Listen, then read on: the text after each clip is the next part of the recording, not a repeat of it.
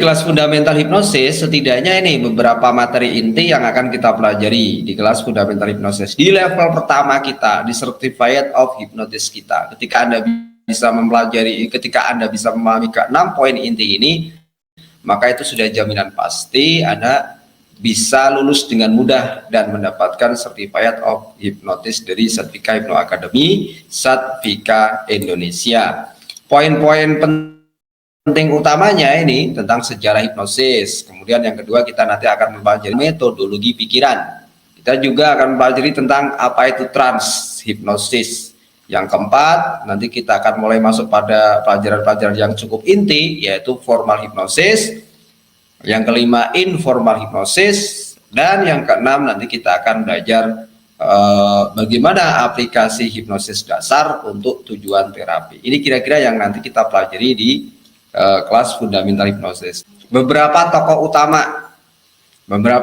utama di dalam sejarah hipnosis, ya. Ini ada sejarah hipnosis. Yang pertama itu kalau dikelompokkan ya sebetulnya ya sekedar dibagi menjadi 3 fase saja ya. Yang pertama itu fase magnetism, yang kedua fase mesmerism, dan yang ketiga fase hipnosis modern. Nah, ini fase magnetism itu ditandai dengan penggunaan lempengan magnet dalam praktek penyembuhan. Ini ada tokohnya Paracelsus ya. Kemudian ada Franz Anton Mesmer, itu di generasi berikutnya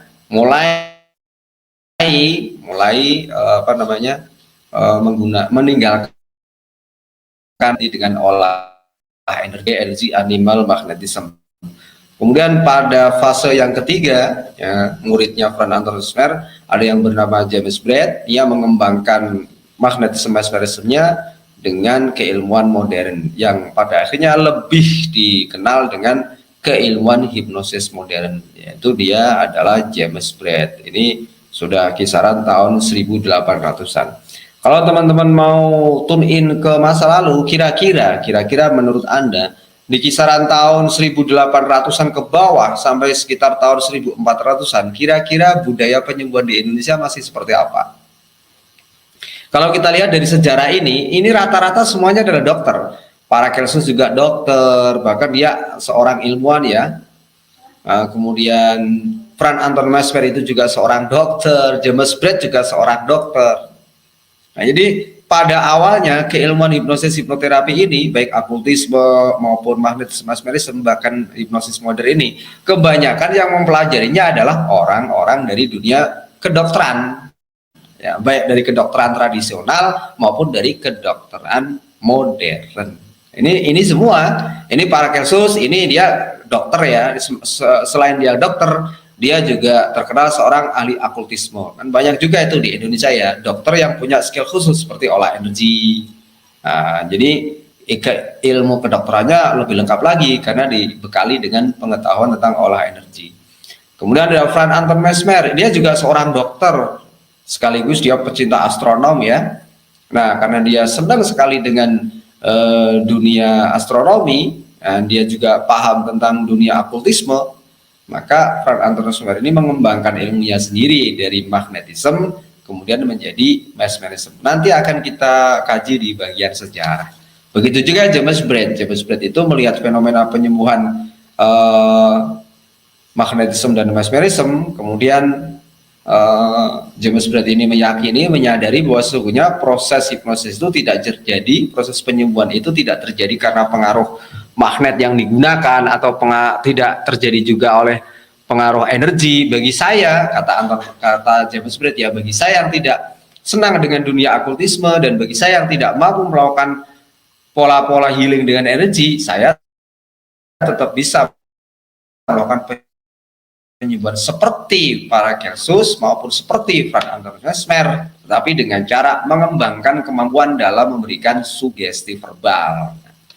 Sugesti verbal yaitu sugesti berupa kata-kata. Sekarang saatnya kita masuk pada kajian inti malam hari ini, yaitu Fundamental Hypnosis Training Program, yaitu program pelatihan hipnosis dasar atau hipnosis fundamental.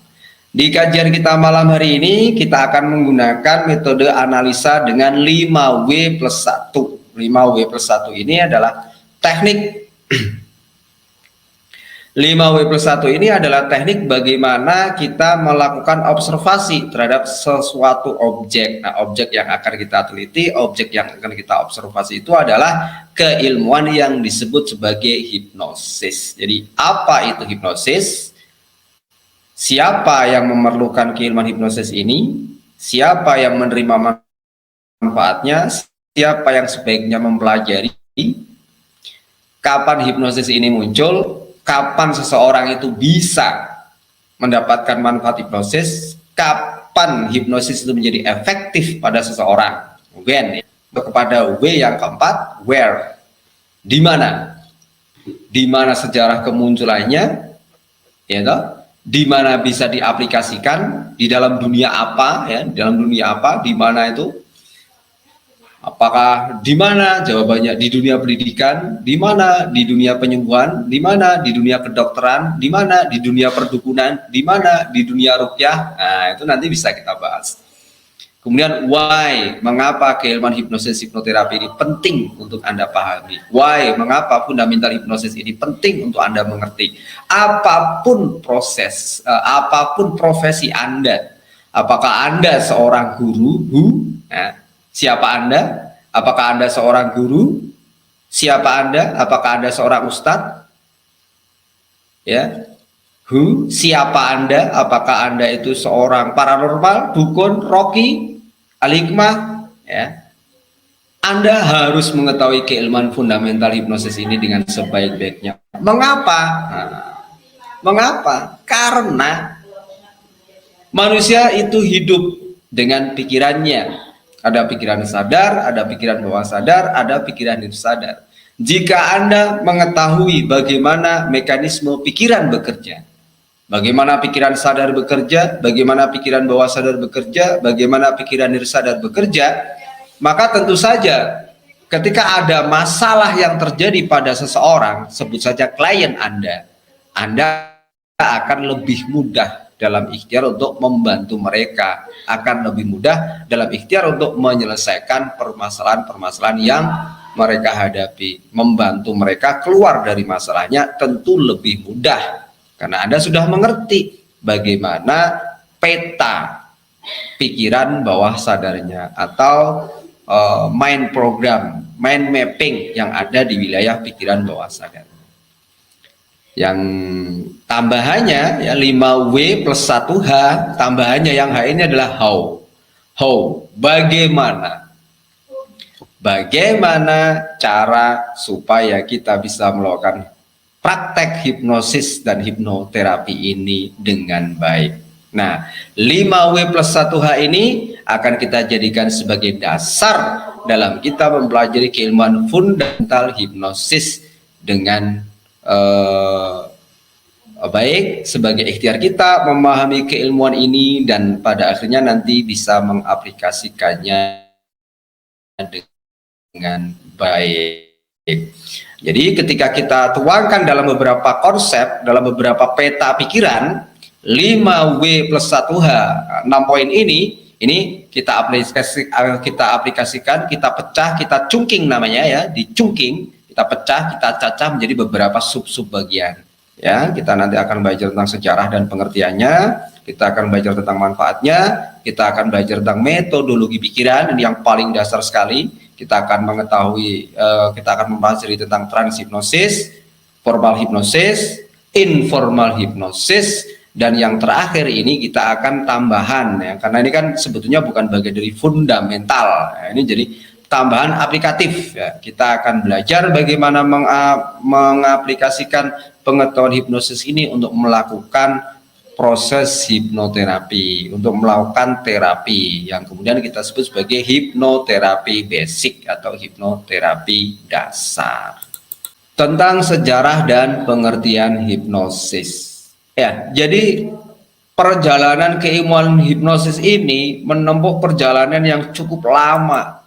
Dari zaman dahulu kala penyembuhan-penyembuhan berbasis akultisme. Akultisme itu penyembuhan-penyembuhan yang berbasis keilmuan-keilmuan metafisika kuno, penyembuhan-penyembuhan berbasis kepercayaan mistik, supranatural, ritual, mantra-mantra, penggunaan azimat-azimat, dan penggunaan doa-doa yang memang kadang sama sekali tidak kelihatan logis, kedengaran logis pun tidak, apalagi kelihatan. Tapi fakta dan nyatanya pada masa itu sangat memberikan dampak yang luar biasa dalam rangka untuk membantu, menjaga, meningkatkan kesehatan orang-orang yang membutuhkan, setidaknya kesehatan masyarakat kita.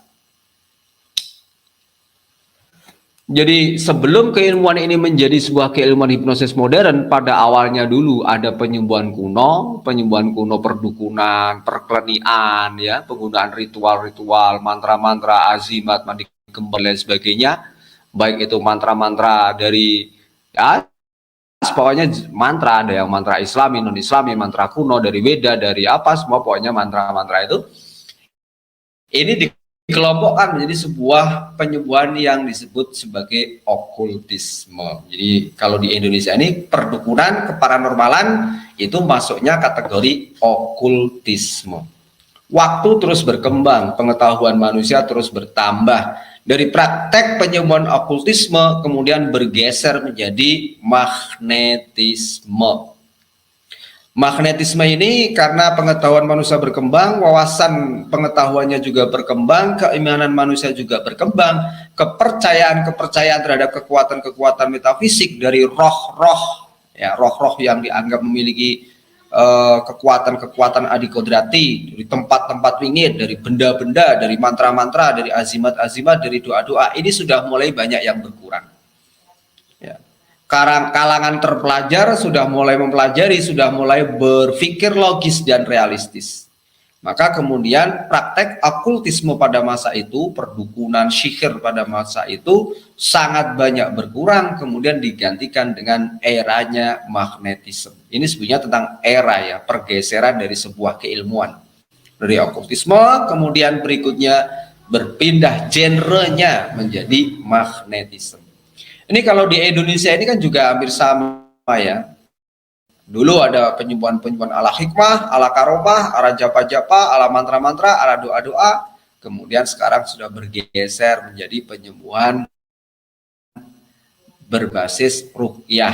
Ini kan sebetulnya intinya sama, tetapi bergeser karena pengaruh keyakinan dan pengetahuan yang terus bertumbuh dan berkembang. Begitu juga kalau kita lihat dari sudut pandang okultisme ini, maka eranya sudah berubah jadi okultisme menjadi magnetisme.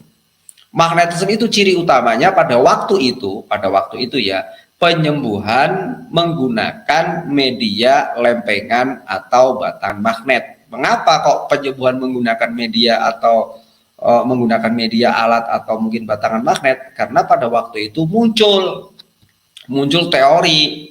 teori bahwasanya di dalam tubuh manusia itu memiliki cairan magnetik yang apabila cairan magnetik itu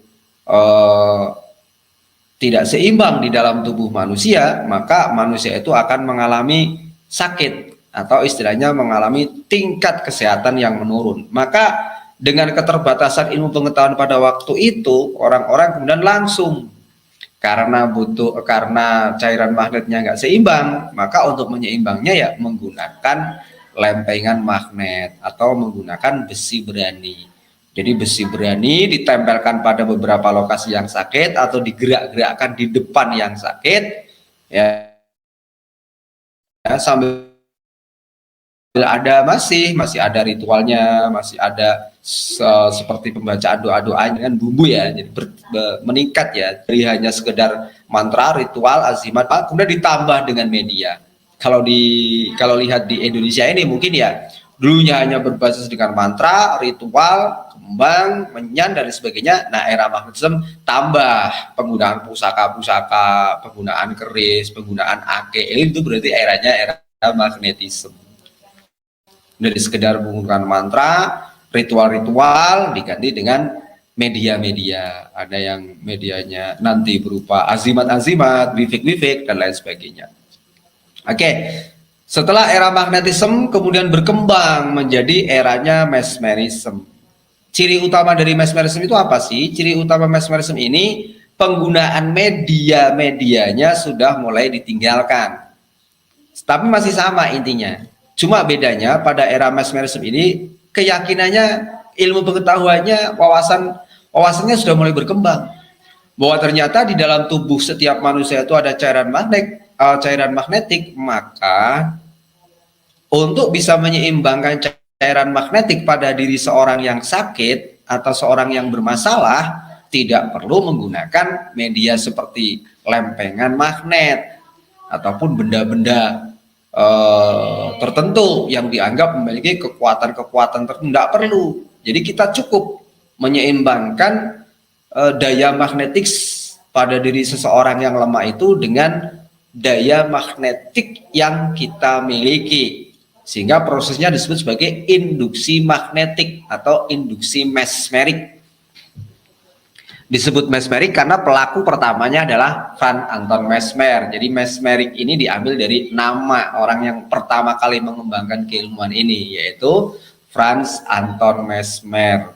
Jadi Franz Anton Mesmer ini menemukan sebuah teori, mengembangkan keyakinan baru, pemahaman baru bahwa di dalam tiap diri manusia memiliki aliran magnetik, yang mana aliran magnetik ini apabila di dalam diri manusia aliran magnetiknya itu nggak seimbang, ia akan mengalami sakit. Maka untuk menyeimbangkannya kita bisa menggunakan aliran-aliran atau daya-daya magnetik yang keluar dari diri kita.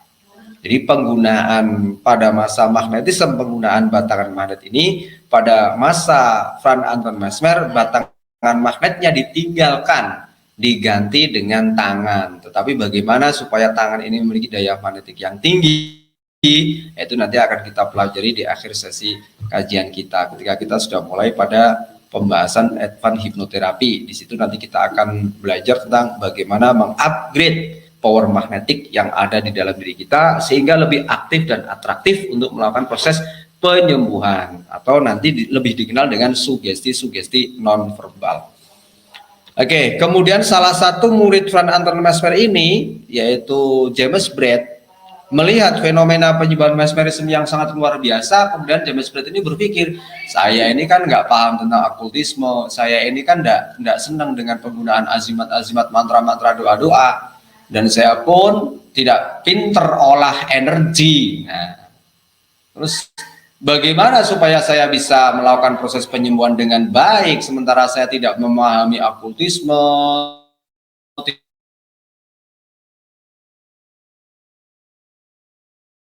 tidak menguasai magnetisme, tidak menguasai olah energi seperti Franz Anton Mesmer? Maka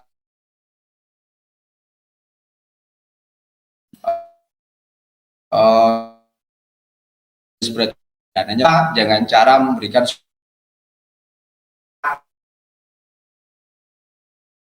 kata-kata, benar-benar menggunakan kata-kata. Bagaimana supaya kata-kata saya memiliki pengaruh yang dahsyat, yang luar biasa dalam hal penyembuhan seperti yang terjadi pada masa okultisme, magnetisme maupun mesmerisme. Sejak itulah maka keilmuan hipnotis ini berkembang luas, karena memang yang mengembangkan pada waktu itu kebanyakan adalah dari kalangan dokter karena tujuannya untuk penyembuhan. Dan ilmu hipnosis ini lebih mudah dipahami, tidak butuh latihan olah energi seperti Mesmer, tidak butuh penggunaan benda-benda bertuah seperti dalam tradisi magnetisme, tidak butuh azimat, mantra, ritual, dan doa-doa tertentu seperti dalam tradisi okultisme, tetapi dapat memberikan efek yang sama atau minimal serupa, mirip dengan apa yang terjadi pada praktek-praktek okultisme, magnetisme maupun mesmerisme. Karena terkesan berdiri sendiri, maka keilmuan ini oleh James Braid kemudian disebut sebagai hipnotisme. Hipnotisme itu sebetulnya karena James Braid ini melihat terjadinya proses penyembuhan yang ajaib pada waktu itu, ya dianggapnya ajaib. Terjadinya proses penyembuhan yang ajaib baik dengan keilmuan okultisme, magnetisme maupun mesmerisme itu karena terjadi. Jadi pasiennya mengalami trans. Saat trans itu ada beberapa saraf-saraf motoriknya yang tertidur. Nah, saraf-saraf yang tertidur ini oleh James Braid teorinya disebut sebagai nervous sleep, yaitu saraf yang tertidur.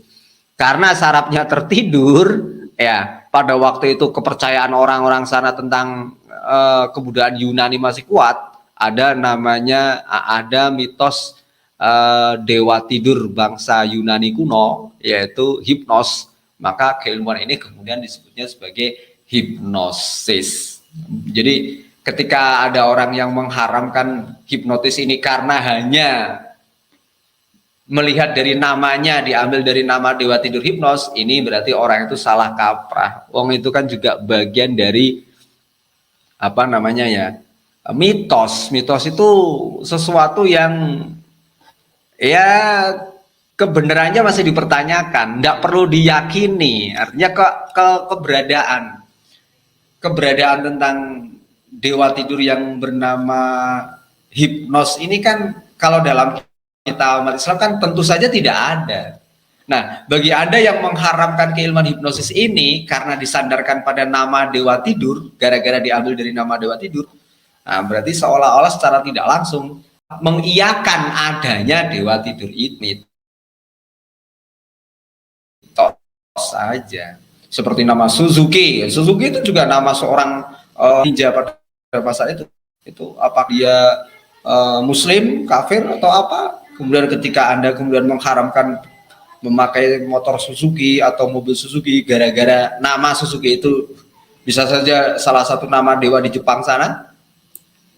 Apakah seperti itu? Tentu saja kan tidak ya. Jadi mari kita berpikir logis dan realistis bahwa hipnotis ini adalah sebuah nama saja. Pada masa James Braid ini sebetulnya sudah ada percobaan untuk mengganti nama hipnotis ini menjadi monoideisme karena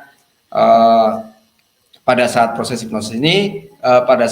hipnosis ini terjadi satu fokus yang luar biasa pada diri klien sehingga hanya bisa menerima 1-2 perintah sugesti saja.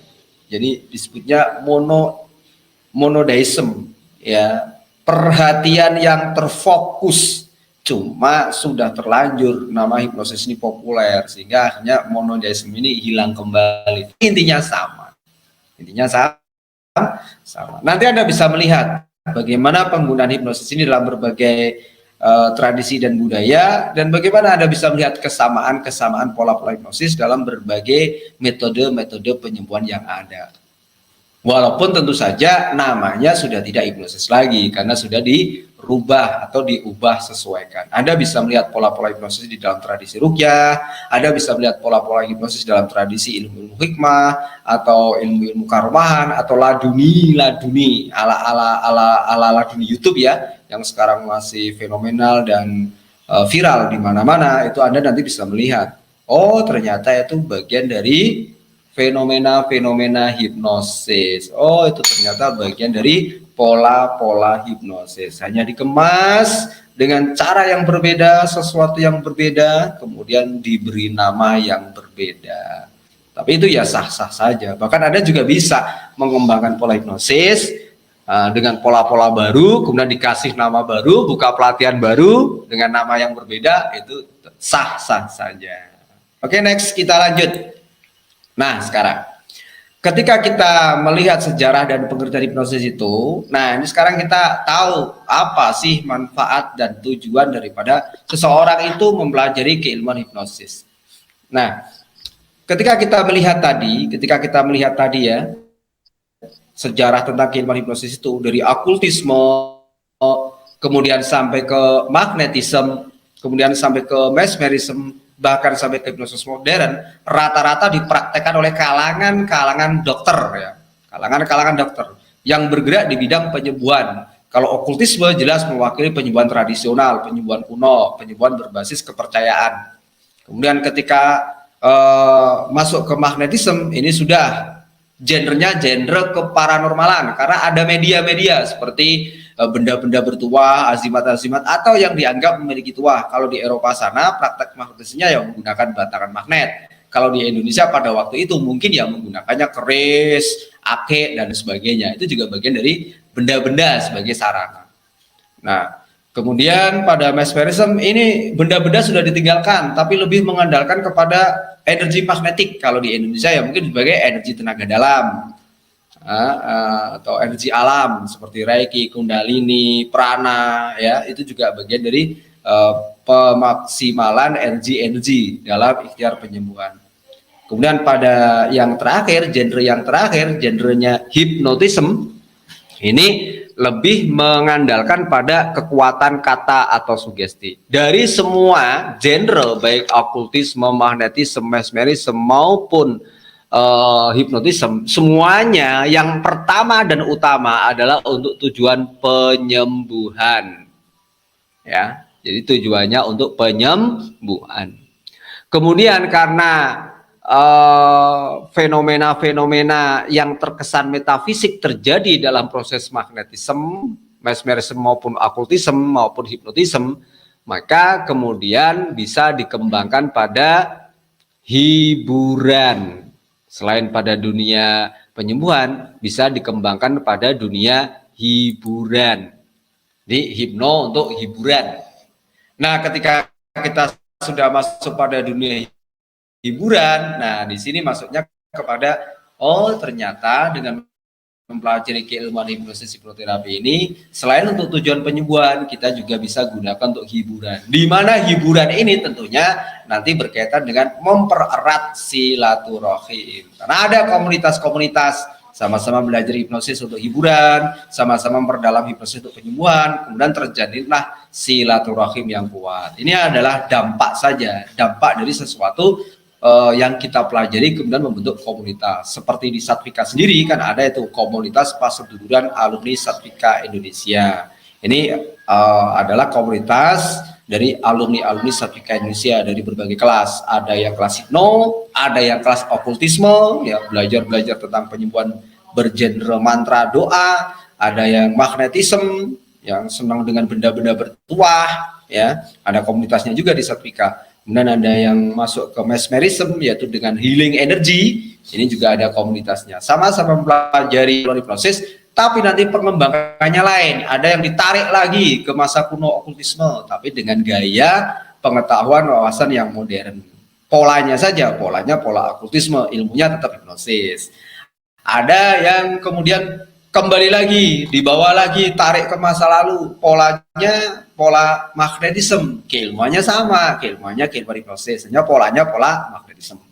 Ada yang mengembangkannya ke pola-pola mesmerisme, dan ada juga yang mengembangkannya ke pola hipnosis hipnoterapi modern. Masing-masing dari Anda peserta kelas nanti punya genre yang berbeda-beda, walaupun keilmuannya sama apa yang saya sampaikan.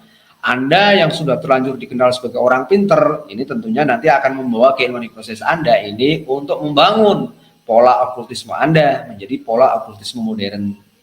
Anda yang senang dengan penyembuhan pola-pola, masih mempercayai dengan adanya kekuatan benda-benda, azimat-azimat, nah, mungkin akan membawa pola ini pada pola magnetisme. Tapi magnetismenya magnetisme modern, mengasma garam, mengasma air, mengasma cincin, mengasma benda-benda untuk tujuan penyembuhan, itu kan juga bagian dari magnetisme. Anda juga bisa mengembangkan pola hipnosis ini, mengembangkan pengetahuan hipnosis ini ke pola-pola mesmerism. Pola-pola mesmerism itu pola-pola mengandalkan kekuatan energi. Nanti dibekali juga dengan bagaimana cara mengolah energi dasar. Yang tentunya ketika Anda kembangkan, ini akan memberikan dampak yang luar biasa pada praktek hipnosis Anda. Mungkin, kenapa Anda memilih pola okultisme, mengapa Anda memilih pola magnetisme, mengapa Anda memilih pola mesmerism? Tentu kan orang punya alasan masing-masing ya. Yang paling sering biasanya karena saya tidak memiliki kemampuan mengolah kata dengan baik, sedangkan hipnosis modern itu mengandalkan kekuatan kata. Nah, sedangkan saya mengolah katanya terbatas, Kiai. Oh, berarti pengetahuan hipnosis ini bisa Anda kembangkan ke pola-pola kuno yang tidak mengandalkan kekuatan kata sugesti maupun afirmasi. Tapi mengandalkan, memainkan keyakinannya akan kekuatan-kekuatan mistik, berarti polanya okultisme, dikembangkan ke pola-pola magnetisme dengan media-media tertentu, misalkan garam, misalkan air atau hal apalah. Yang penting Anda harus bisa menjamin ya bahwa klien Anda terjaga akidahnya. Karena kalau kita sudah main pola okultisme maupun mesmerisme ini, kalau akidahnya nggak kuat, ini sangat berbahaya sekali. Baik Anda maupun pasien Anda. Nah, kalau yang saya harapkan sih tetap mainnya di pola hipnosis modern. Karena ini di samping muatan edukasinya ada, selaras dengan keilmuan di masa kini, dan juga ada komunitasnya yang kuat, mudah ada pertanggungjawabannya, dan ibarat kata meminimalisir kemungkinan terjadi hal-hal yang tidak diinginkan seperti fitnah-fitnahan ya, karena kalau Anda sudah terlanjur dianggap dukun, keluarnya dari zona dukun itu sangat berat sekali, sangat susah sekali, sangat sulit sekali. Oke, nah ini ada beberapa manfaat ya, samping penyembuhan silaturahim, ini juga dikembangkan pada dunia motivasi. Ini ada gambar ketika kita memberikan hipnomotivasi di sekolah. Kemudian yang keempat, kita juga bisa kembangkan untuk kultivasi diri. Kultivasi itu pemberdayaan diri. Jadi kita bisa menggunakan kemampuan pemahaman keilmuan hipnoterapi kita ini, hipnosis kita ini untuk sebagai sarana kita melakukan proses. Kata begini loh, ada toge ya, ada toge. Nah, sebelum menjadi toge itu dia adalah sebuah biji kacang hijau. Nah, mereka si kacang hijau ini melakukan proses kultivasi, direndam dengan diproses, kemudian jadilah dia toge. Ketika sudah jadi toge, fungsinya sudah berubah, ya toh, bentuknya juga sudah berubah, harganya juga sudah berubah. Artinya kultivasi bagi diri Anda itu seperti itu gambarannya. Anda yang sekarang jika mau melakukan proses kultivasi, maka Anda akan tentu saja mengalami proses kultivasi itu, yang tentu saja pada akhirnya Anda akan menjadi diri Anda yang baru, diri Anda yang berbeda dari sebelumnya, lebih berharga, lebih berwawasan, lebih berkebijaksanaan, lebih berwibawa, dan lain-lain yang tentunya Anda lebih berharga, baik di mata diri, keluarga, maupun sesama. Juga lebih berharga di mata Tuhan tentunya. Demikian ya teman-teman ya. Oke, nah ini ada beberapa daftar ya, daftar populer aplikasi hipnosis saat ini. Jadi di era sekarang ini pengembangan hipnosis itu sangat banyak sekali. Ini saya ambilkan beberapa contoh yang paling populer selain hipnoterapi. Kalau hipnoterapi kan memang sudah populer sejak dulu ya. Aplikasi hipnosis dalam dunia terapi atau yang disebut sebagai hipnoterapi ini sudah populer sejak lama, sudah dikembangkan sejak lama. Nah ini ada beberapa hal yang populer di masa kini. Pengembangan hipnosis diaplikasikan pada bidang-bidang yang tidak pada penyembuhan. Bidang dasarnya kan memang untuk tujuan utamanya itu memang untuk penyembuhan ya kalau kita melihat sejarahnya. Nah ternyata keilmuan hipnosis ini bisa dikembangkan pada bidang-bidang yang lain. Nah ini ada beberapa bidang populer. Yang pertama ada hypnoteaching. Hypnoteaching ini dikembangkan di dunia pendidikan. Biasanya yang belajar hypnoteaching ini para guru. Bagaimana supaya bisa memberi pembelajaran yang baik dan menyenangkan bagi anak didiknya. Kemudian ada juga yang populer yang kedua ada hypnoparenting. Ini daftar populer ini sudah saya urutkan ini ya. Jadi sekitaran tahun 2019 hypnoteaching di booming. Hampir semua guru-guru ini harus memiliki sertifikat hypnoteaching, terutama yang mereka sudah mendapatkan sertifikasi ya. Ini bisa diberi bisa disertakan untuk impasing itu ya, hypnoteaching ini.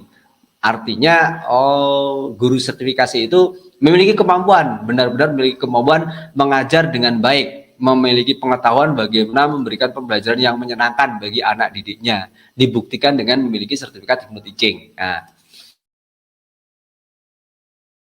kemudian yang sekarang ini era tahun 2020 sampai 2022 ini masih sangat booming sekali, digembar-gemburkan, digencar-gencar, itu hypnoparenting. Mengapa penting? Karena hypnoparenting ini sangat dibutuhkan, terutama oleh orang tua wali murid, orang tua wali santri.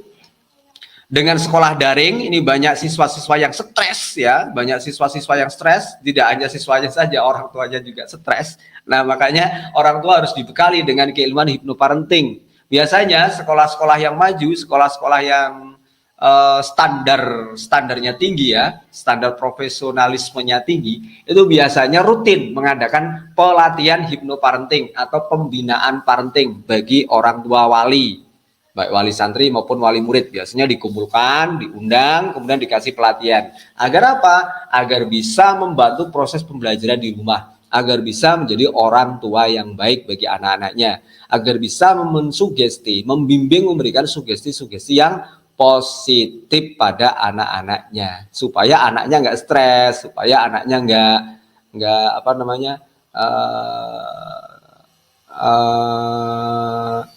supaya anaknya nggak labil, supaya anaknya nggak tertekan menghadapi pola pendidikan daring yang sekarang ini menjadi tren berkaitan dengan COVID tentunya ya. Kemudian populer yang ketiga ada hypnoselling. Hypnoselling itu pengembangan keilmuan hipnosis dalam dunia selling. Dunia selling itu dunia jual beli. Kemudian hypno-learning. Hypno-learning itu mengajarkan tentang bagaimana cara belajar yang baik, termasuk proses belajar cepat, belajar membaca cepat. Nah, itu juga bagian dari hypno-learning. Bagaimana proses melakukan, bagaimana supaya ketika kita belajar apapun itu lebih mudah paham, lebih mudah mengerti, dan lebih mudah ingat saat dibutuhkan.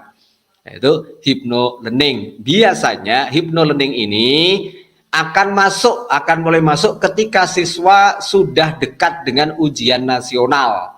Ketika siswa sudah dekat dengan ujian nasional, biasanya beberapa sekolah yang modern, kalau sekolah yang tradisional menengah ke bawah tentu nggak berani mengadakan kegiatan hypno-learning ini. Bagi beberapa sekolah yang wawasan ilmu pengetahuan yang luas, standarnya tinggi, standar modernnya kuat, maka biasanya akan memberikan proses hypno-learning kepada anak didiknya atau siswanya supaya siap menghadapi ujian dan supaya ketika belajar dia memiliki kemampuan daya ingat yang tinggi. Ini hypno-learning.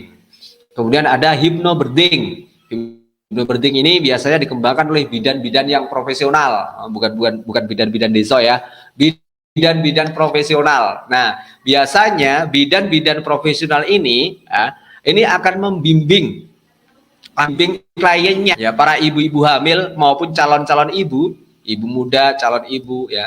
Ini juga sering diaplikasikan di dalam dunia kesehatan masyarakat ya, mengumpulkan ibu-ibu hamil seperti misalkan posyandu. Kebetulan istri saya pengurus posyandu ya. Ini biasanya pengurus posyandu itu kan biasanya mengumpulkan ibu-ibu hamil, data ibu-ibu hamil ini biasanya dikumpulkan, kemudian dikasih pelatihan hypnobirthing. Tentu saja pelatihannya tidak sehari selesai, enggak ya. Setiap kali kumpul kasih satu materi, kasih satu latihan, 2 latihan, nanti dipraktekkan di rumah. Nanti minggu berikutnya atau bulan berikutnya pas kumpul lagi dikasih lagi materi-materi, teknik-teknik pengetahuan tentang hypnobirthing ini. Intinya bagaimana? Intinya supaya si bumil atau ibu hamil ini bisa menjadi seorang ibu yang sehat secara mental, kuat secara mental, secara spiritual juga sehat bayinya, supaya benar-benar bisa menjaga kesehatan fisik mental bagi dirinya maupun juga pada bayinya yang di dalam kandungan. Karena pengetahuan hipnosis bila dipahami betul oleh seorang ibu hamil, maka dia bisa lebih hati-hati lagi dalam bersikap, berperilaku, bertutur kata, menjaga emosi. Sebab perilaku, tutur kata, emosinya yang tidak stabil sangat mengganggu proses tumbuh kembang janin yang ada di dalam dirinya. Sebetulnya hypnobirthing ini mulai muncul ketika mulai diketahui bahwa banyaknya anak-anak berkebutuhan khusus, banyaknya anak-anak yang lahir dengan kondisi dianggap indigo, ini rata-rata karena terlahir dari ibu-ibu hamil yang tingkat stresnya tinggi pada saat ibu itu masih mengandung janin. Nah, kemudian bagaimana supaya para ibu itu memiliki tingkat ketahanan mental menghadapi stresor yang kuat itu, memiliki kemampuan, maka diajarkanlah hypnobirthing. Dan ini lebih memungkinkan supaya si bayi itu nanti lahir dalam kondisi lebih sehat, lahir dengan aura yang bagus, lahir dengan mental yang kuat juga. Ya, untuk menghindari hal-hal yang tidak diinginkan. Kemudian populer yang keenam yang sekarang masih tren yaitu hipnoruqyah. Hipnoruqyah itu aplikasi hipnosis dalam keilmuan ruqyah. Ruqyah kan ini sudah bagian dari penyembuhan kuno. Ruqyah ini sudah ada, kemudian diadopsi oleh Islam, disesuaikan dengan akidah Islam, tapi kemungkinan sekarang ruqyah ini lebih identik dengan penyembuhan ala Islam. Padahal sebetulnya ruqyah ini bagian dari penyembuhan kuno. Ya, ruqyah itu kan bahasa Arab. Nah, bahasa Eropanya sana yaitu tadi yang saya sebut sebagai okultisme. Jadi bagian dari perdukunan juga sebetulnya pada masa lalunya. Cuma kalau sekarang ruqyah tidak bisa disamakan dengan okultisme atau perdukunan karena sudah diadopsi dan lebih banyak mengadopsi nilai-nilai Islam. Pun demikian, pada akhirnya ada beberapa kasus yang tidak bisa diselesaikan dengan ruqyah secara maksimal. Bukan tidak bisa diselesaikan sama sekali ya. Saya katakan tidak bisa diselesaikan secara maksimal. Mengapa? Karena beberapa praktisi ruqyah tidak memahami tentang keilmuan psikologi walaupun hanya sifatnya basic. Mestinya seorang peruqyah itu paham tentang dunia psikologi. Apa itu psikologi? Psikologi itu ibarat kata kalau dalam bahasa kita ya ilmu jiwa atau kejiwaan. Nah, di hipnosis ini yang menjadi pembeda adalah karena di hipnosis ini ada memanfaatkan pengetahuan tentang keilmuan psikologi. Cuma psikologinya bukan sebagai psikolog ya, psikologinya psikologi terapan, praktis, sesuai dengan lingkungan, sesuai dengan apa yang dialami saat ini. Maka disebut sebagai psikologi terapan.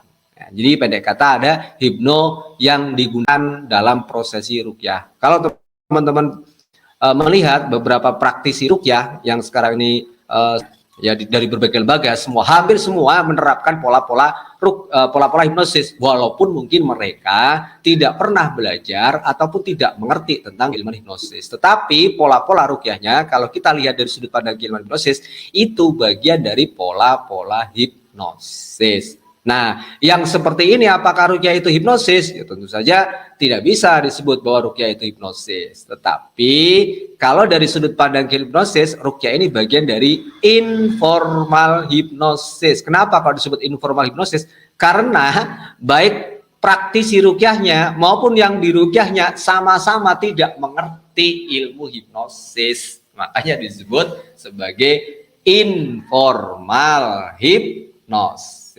Oke. Yang ketujuh, tren yang ketujuh itu ada hipnotafid. Hipnotafid ini masih juga dikembangkan nih di dalam dunia pesantren ya untuk membantu teman-teman anak-anak, santri-santri, ibu-ibu, bapak-bapak, nenek-nenek, mbah-mbah yang sedang berusaha menghafal Al-Qur'an. Kemarin saya pernah melihat ya, beberapa waktu yang lalu saya melihat ada tayangan di YouTube mengatakan bahwa hipno itu haram, apalagi untuk hipnotafid.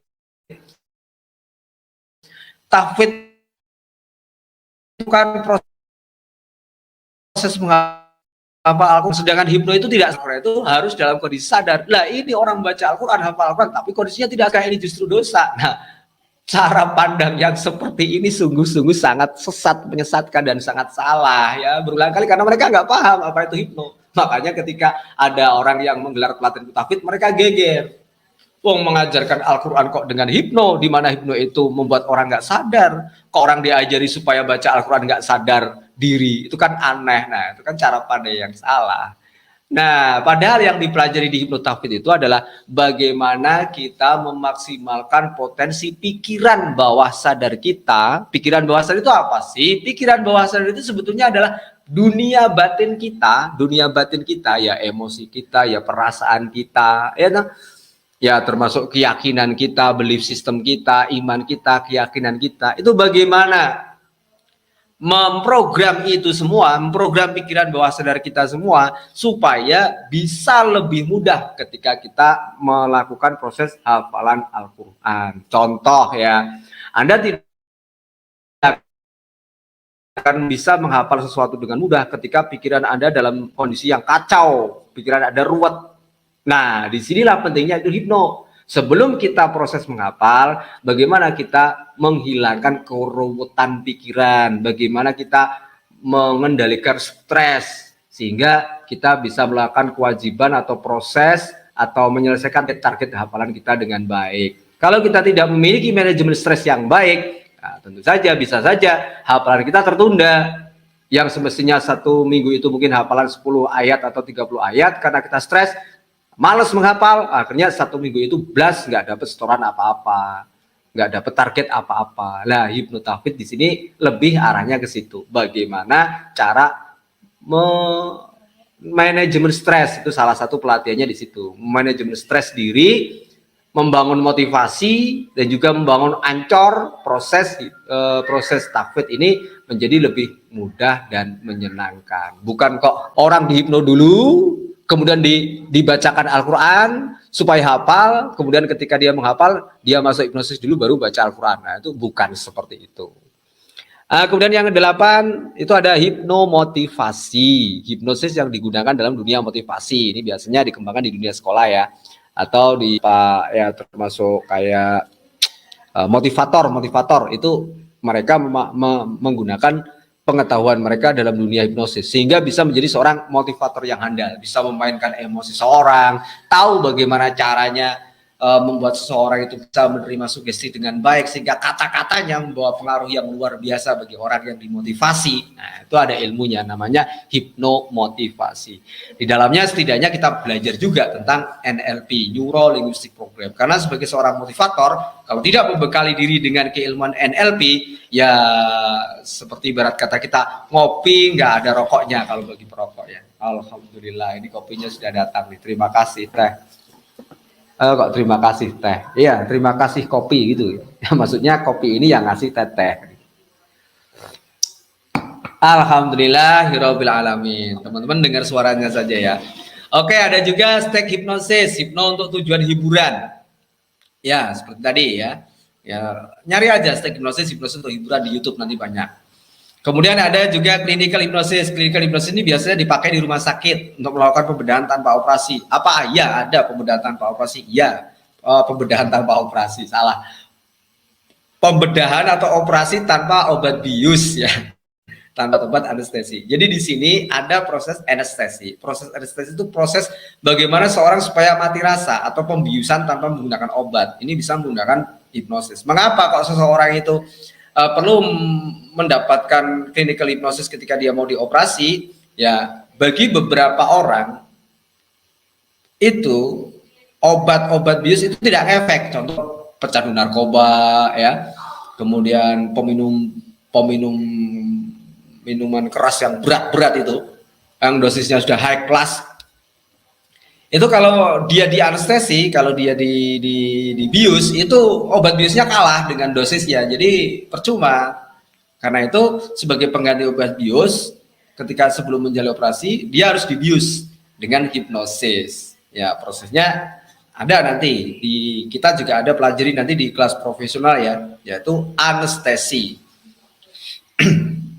Yaitu pelajaran pertama yang pasti diberikan di dalam dunia clinical hypnosis itu seorang praktisi harus bisa melakukan proses anestesi bagi kliennya. Anestesi itu pati rasa. Nah, pati rasa yang sederhana itu kita bisa lihat pada yang sekarang lagi booming juga, yaitu hipnokhitan. Oh, di sini enggak tulis ya. Oh, ini yang nomor 13 ada hipnokhitan.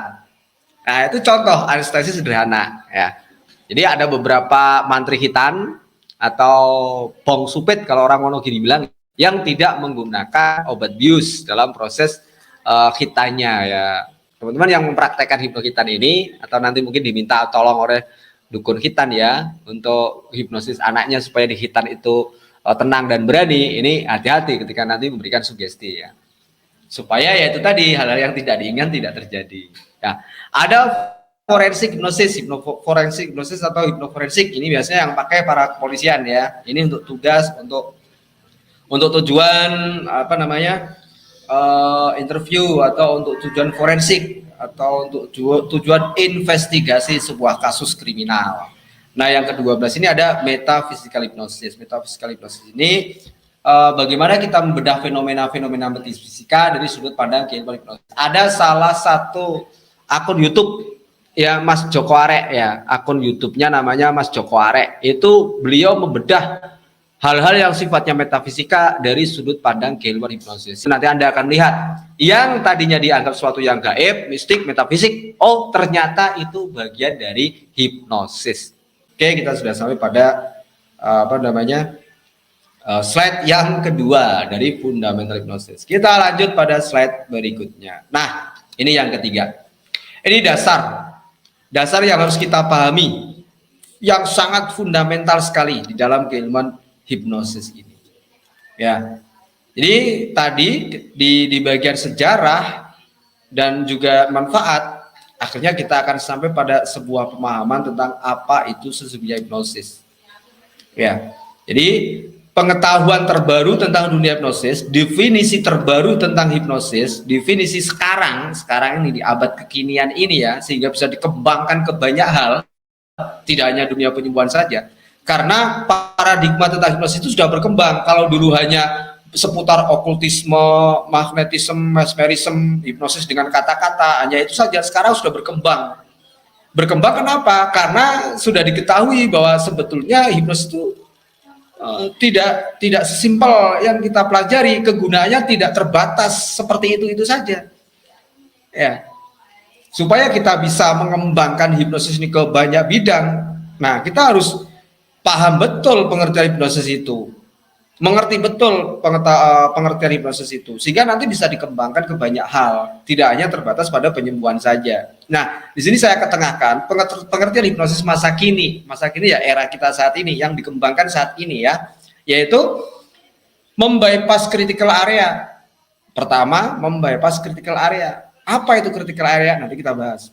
Membahas critical area sehingga ide, gagasan, saran, masukan, perintah, sugesti dapat diterima dengan baik dan menjadi program di pikiran bawah sadar suyet. Apa itu suyet? Suyet itu sebetulnya dari kata subjek.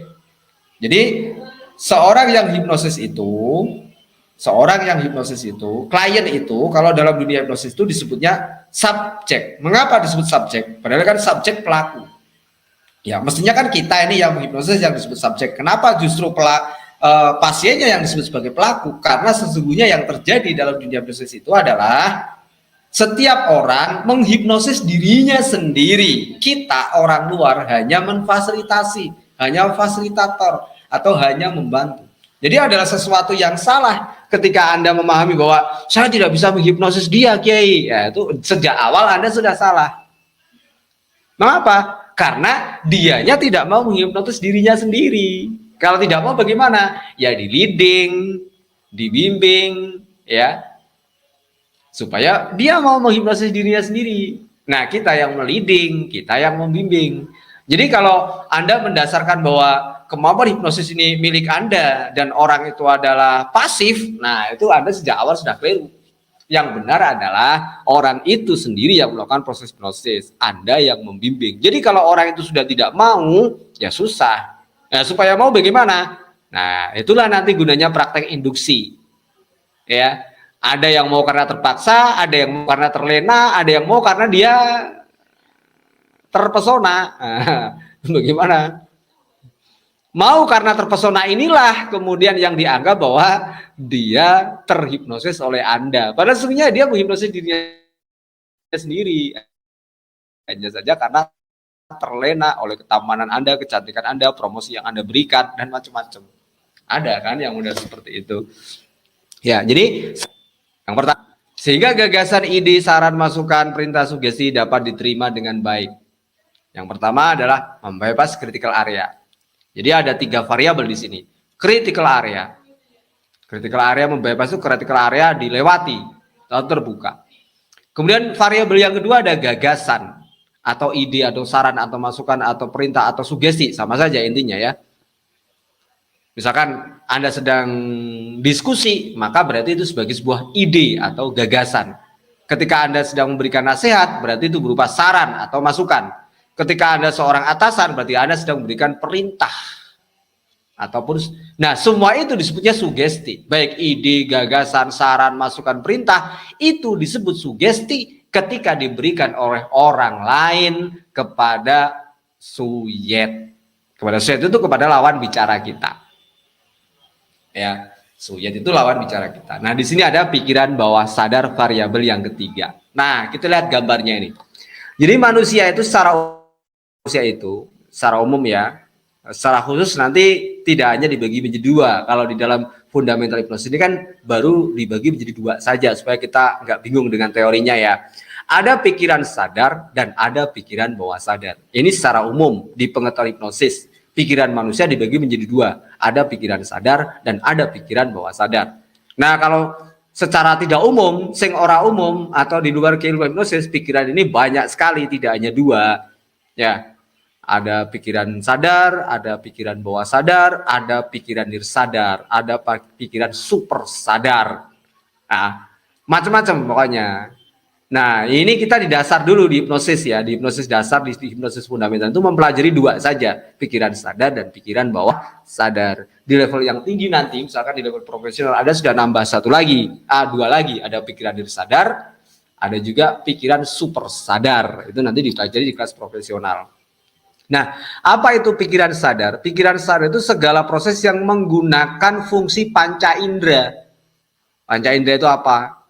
Ya, mata, indera penglihatan, indera pendengaran, indera peraba, indera perasa, indera penciuman. Semua ada di kepala kan? Ya kan?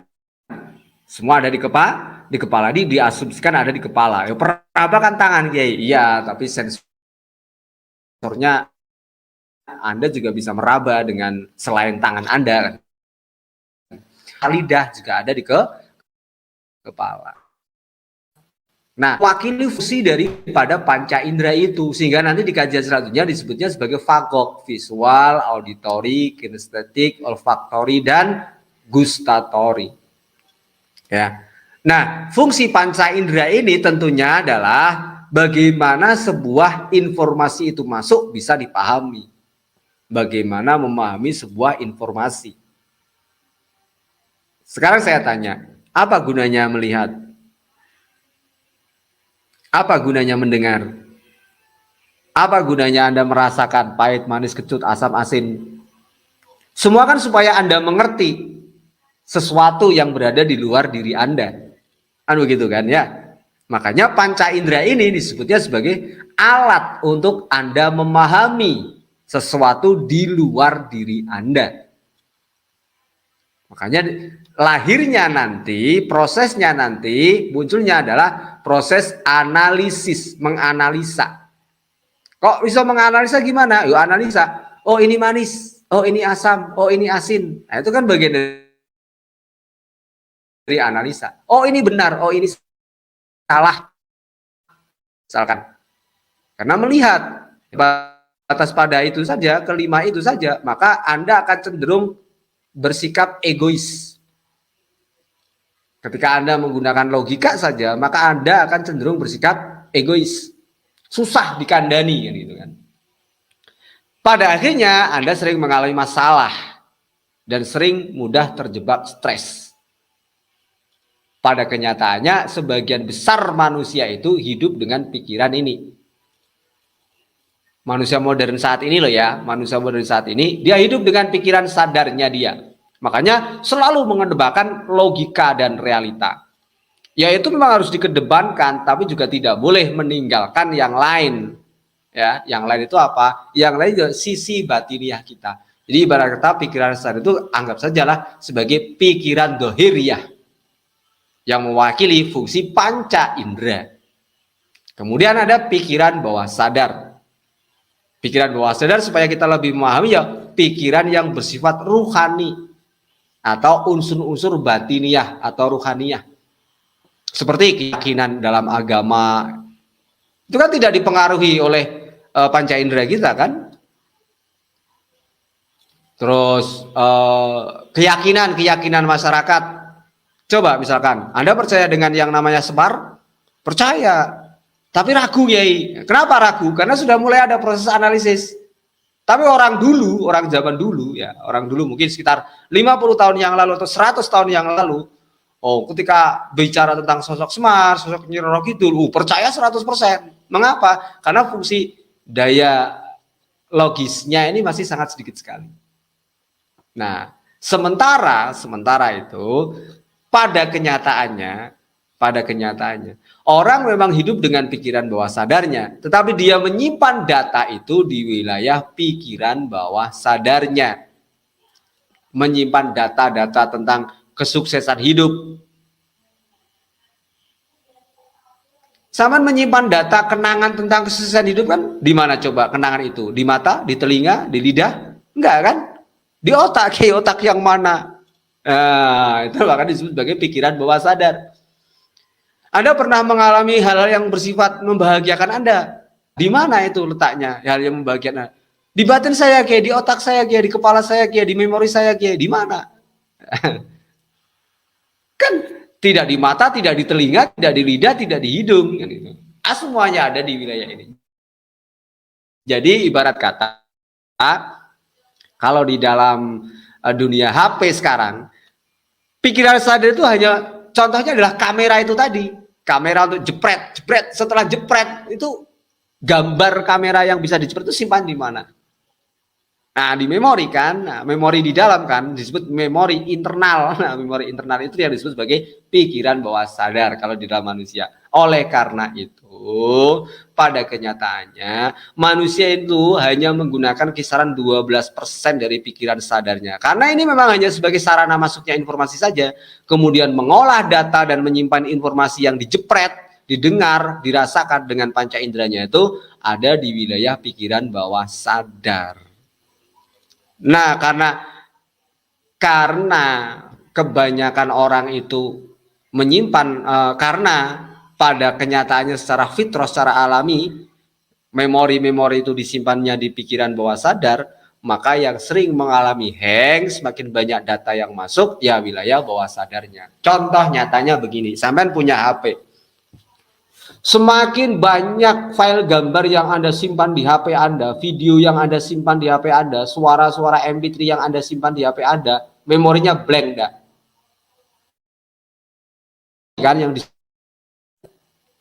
blank, tapi kameranya kan enggak blank. Ya. Matanya, hidungnya, telinganya enggak blank, tapi pikirannya yang blank. Sehingga kadang-kadang enggak ada sesuatu yang dilihat, tapi seolah-olah melihat. Itu sebenarnya yang masalah bukan matanya, tapi memorinya yang blank, sehingga memanipulasi pandangan mata. Nah, fungsi HP menjadi berkurang. Kalau manusia sampah-sampahnya banyak, file-file sampahnya banyak, atau terlalu banyak file yang ada di pikiran bawah sadarnya, dan kita tidak bisa membuat folder-folder, menatanya dengan baik, maka otomatis banyakkan pikiran manusia akan terganggu, dan disitulah awal masalah.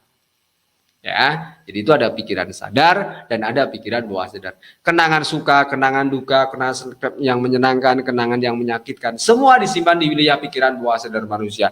Keyakinan-keyakinan, kepercayaan-kepercayaan, semua disimpan di pikiran bawah sadar manusia. Oleh karena itu, ketika Anda ingin membantu menyelesaikan masalah seseorang, dan masalah itu ada di wilayah pikiran bawah sadar, maka mau tidak mau Anda harus masuk ke wilayah bawah sadar itu. Masuk ke sistem software daripada HP itu, atau masuk ke sistem software daripada komputer itu. Kalau hardware pun tidak ke paranormal, tidak ke magnetis, mesmeris maupun hipnotis atau hipnoterapi. Jadi ono pak-pakane dewi-dewi, sudah ada zat masing-masing. Kalau yang rusak hardware-nya, dohiriahnya, ya harus perginya ke dokter. Ya. Atau misalkan yang ceklek itu, yang ceklek tangannya, ya harus pergi ke sangkal putung karena tulangnya bermasalah, ya kan? Tapi tulangnya sudah disembuhkan, tulangnya sudah dibenarkan, dokter sudah mengatakan sembuh, tidak ada masalah, tapi rasa sakit itu kok masih ada. Nah, ini jangan-jangan rasa sakit itu terekam di pikiran bawah sadarnya dia. Nah, kalau kita ingin tuntas penyembuhannya, ya tangannya dibawa ke dokter atau ke sangkal putung supaya dibenarkan, memori rasa sakitnya dibawa ke psikiater, psikolog atau hipnoterapis untuk dinetralkan, sehingga secara daya sembuh, secara batin juga sembuh. Secara pikiran sadar itu normal, pikiran bawah sadarnya pun normal kembali. Ini gambarnya seperti ini ya. ini disebut sebagai fenomena gunung es. Gunung es itu apa? Yang tampak di permukaan ternyata lebih sedikit daripada apa yang ada di dalam. Kalau dalam diri manusia itu berarti apa yang tampak di permukaan manusia itu sangat sedikit daripada apa yang sesungguhnya ada di dalam hati, pikiran dan perasaannya. Kalau bahasa kita menggambarkannya, dalamnya hati siapa tahu. Artinya memang dalam sekali, banyak sekali hal-hal yang perlu kita pahami, perlu kita pelajari di wilayah pikiran. Kalau memang kita ingin memiliki kehidupan yang lebih baik dan bermutu, dan atau membantu orang lain menyelesaikan permasalahannya. Kita harus masuk ke wilayah data apa saja yang ada di pikiran bawah sadar kita. Rilis, kalau sesuai dikuatkan. Nah, cara rilis data dan cara menguatkan data atau empowering, ini ilmunya ada di hipnosis dan hipnoterapi.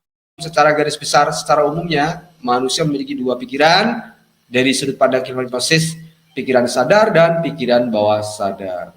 Hipnosis bekerja di wilayah pikiran bawah sadar. Supaya proses recovery, supaya proses penyembuhan, supaya gagasan, ide, saran, masukan bisa masuk ke wilayah pikiran bawah sadar seseorang harus bisa membypass critical area. Nah, ini critical area gambarnya ada di wilayah antara pikiran sadar dan pikiran bawah sadar. Ketika critical area ini kebuka, maka daya logis kritisnya turun, orang menjadi mudah menerima saran, masukan, sugesti yang kita berikan tanpa banyak protes, tanpa banyak kritik. Oke, next. Nah, ini transhipnosis. Ini pokok penting yang harus kita pelajari. Jadi sebetulnya kalau tadi disebut hipnosis adalah sebagai sebuah fenomena di mana gagasan, ide, saran, masukan itu bisa diterima di pikiran wilayah bawah sadar seorang dengan baik, maka untuk bisa mengetahui apakah seseorang itu, apakah kita sudah berhasil masuk ke wilayah pikiran bawah sadar seseorang, atau apakah seseorang yang kita terapi atau klien kita itu sudah masuk ke wilayah pikiran bawah sadarnya. Nah, kita harus mengikuti tanda-tandanya. Tanda-tanda seseorang sudah masuk ke wilayah pikiran bawah sadarnya. Kalau di dunia kedokteran, clinical hypnotherapy ya, clinical hypnosis, itu ada alatnya. Ada alatnya. Jika alatnya tempel di otak, tempel di kepala, nanti ada angka-angkanya. Oh, orang ini sudah ada di level alfa, masih ada di beta, alfa, theta, delta. Ya, oh ini masih ada di level sadar. Oh, ini sudah masuk ke wilayah bawah sadar. Itu ada kelihatan, ada angka-angkanya. Tetapi di dalam dunia hipnosis seperti kita ini yang konvensional ya, artinya tidak bagian dari dunia clinical hypnosis, tidak dari kalangan para medis, ini melihatnya lewat indikator. Jadi seseorang dikatakan masuk pada kode hipnosis itu ketika seseorang itu sudah kita ketahui ada tanda-tandanya. Tanda-tanda ini kemudian sebagai transhipnosis, indikator transhipnosis. Nah, jadi ini kita ada 1, 2, 3, 4, 5 ya. Nah, di atas 5 ini berarti ada yang di kondisi sebelum angka 1 itu yang disebut pikiran sadar. Nah, kita langsung akan masuk ke wilayah pikiran bawah sadar, yaitu yang disebut sebagai transhipnosis. Sebetulnya trans itu ya hipnosis itu sendiri. Cuma kalau Anda melihat trans itu di kamus artinya kesurupan. Ya, karena kalau diterus-terusan ya bakal kesurupan. Bener, memang bener seperti itu. Jadi hipnosis sendiri itu ya artinya ya trans. Nah, trans hipnosis itu atau kesurupan versi hipnosis itu atau jelang tanda-tanda seseorang sebelum mengalami kesurupan itu, nah, bahasanya mungkin seperti itu ya. Itu ada 5 setidaknya. Yang pertama tentu saja seorang berada di wilayah pikiran sadar. Ini tidak kita bahas di sini ya. Di wilayah pikiran sadar. Sadar penuh, analisis kritis ya. Itu berarti sadar penuh. Kemudian Yang pertama, level yang paling ringan itu disebut hipnoidal. Asal seseorang itu kelihatan melamun, kelihatan senang berkhayal atau sedang berkhayal, atau dia sedang berandai-andai, ini sebetulnya dia sudah masuk kondisi hipnosis secara alami. Oh, baik secara alami maupun diajak. Coba bayangkan, coba khayalkan, coba berandai-andai. Atau Anda mungkin melamunkan sesuatu. Maka sebetulnya Anda ini sudah masuk pada kondisi hipnosis yang disebut hipnoidal. Sering Anda melamun, berkhayal, berandai-andai, sebetulnya berarti Anda sudah masuk kepada yang disebut sebagai transhipnosis, tetapi masih sangat ringan sekali. Atau bisa disebut sebagai prahipnosis. Ingat-ingat ya, hipnoidal, melamun, berkhayal, berandai-andai. Ini ciri-ciri utamanya. Kemudian lebih dalam dari hipnoidal, masuk ke level pikiran bawah sadar yang lebih dalam dari hipnoidal itu ada light trance, disebut light trance. Ini artinya trans ringan. Dari kondisi melamun, berkhayal, berandai-andai, kemudian dia kelihatan relaks, kelihatan terfokus, kelihatan santai. Contoh, nonton TV, nonton sinetron, saking asiknya fokus kan, Anda dipanggil nggak mendengar. Atau slow respon, ketika diajak ngomong blank atau loadingnya lama, itu sebenarnya Anda sudah masuk light trance, baik disengaja maupun terjadi secara alami. Nah, itu namanya light trance, relax, santai, terfokus. Kemudian lemahnya adalah sugestif. Sugestif itu mudah disugesti. Artinya sudah bisa merespon kalimat sugesti yang Anda berikan dengan baik. Misalkan Anda bilang coba coba silakan angkat tangan Anda dan rasakan tangan Anda semakin lama semakin lemas, semakin lemas, semakin lemas. Dan Anda lihat apakah tangannya semakin lemas atau tidak. Kalau tangannya benar-benar semakin lemas, berarti dia sudah masuk pada medium trance. Artinya apa? Sugesti Anda sudah bisa direspon. Coba pejamkan mata, buka mata, dan biarkan setiap kali Anda membuka dan memejamkan mata, mata Anda semakin rileks, semakin lemas, dan malas untuk dibuka. Nah, pada akhirnya, sampai pada beberapa kali pengulangan buka tutup mata itu, klien benar-benar malas untuk membuka mata, itu artinya dia sudah masuk pada medium trance. Artinya sudah sugestif, dapat menerima sugesti Anda dengan baik. Kemudian, tanda-tanda medium trance berikutnya adalah imajinatif. Imajinasinya menjadi kuat. Coba bayangkan seolah-olah Anda sedang berada di tempat yang sangat panas sekali, sedang berdiri di tempat yang sangat panas sekali. Tiba-tiba dia kakinya kayak kepanasan. Nah, itu berarti imajinasinya sudah hidup. Imajinasinya sudah aktif. Itu tanda bahwa orang itu sudah masuk kepada medium trance. Lalu Anda ganti. Oke, sekarang dalam 1, 2, 3 hitungan Anda tiba-tiba kembali di sini. Dan pada 3 hitungan berikutnya, Anda saya bawa ke gunung yang sangat tinggi, sangat dingin.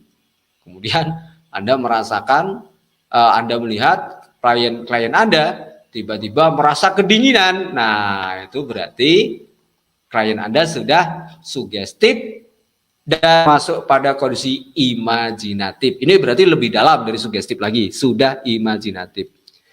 Di bawahnya imajinatif lagi ada katarsis. Katarsis itu reaksi pelepasan emosi. Reaksi pelepasan emosi itu misalnya begini. Coba ingat kejadian yang pernah membuat Anda terluka, kejadian yang membuat Anda sakit hati. Tiba-tiba klien Anda tiba-tiba menangis sesenggukan. Mulai nah, itu berarti sudah terjadi apa yang disebut sebagai katarsis.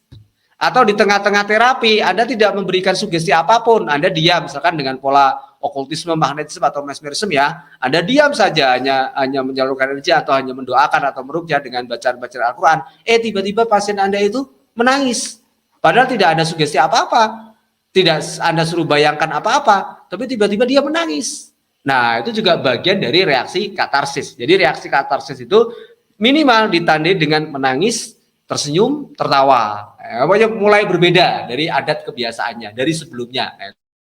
Itu berarti dia sudah masuk pada kondisi yang disebut sebagai medium trance. Lebih dalam dari medium trance disebut deep trance. Deep trance itu trans dalam. Trans dalam itu tanda-tanda utamanya ada somnambulism. Somnambulism. Somnambulism itu bisa diajak untuk waking hypnosis. Oke, ketika Anda membuka mata setelah ini, dan ketika Anda membuka mata nanti setelah ini, Anda tetap dalam pengaruh sugesti yang saya berikan. Ketika Anda membuka mata, kemudian saya menyentuh atau Anda mendengar Anda mendengar saya bertepuk tangan, maka seketika itu Anda tertidur pula seperti kondisi Anda saat ini. Itu berarti proses ancor ya. Kemudian Anda bangunkan dan Anda tepuk tangan, dia langsung tidur lagi. Nah, berarti dia sudah masuk pada kondisi somnambulism.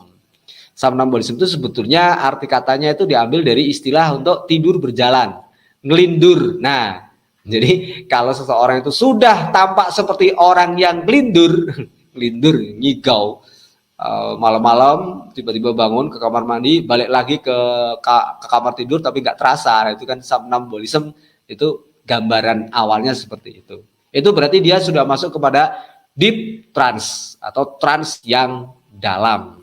Ini bisa dikembangkan sebetulnya somnambulism ini.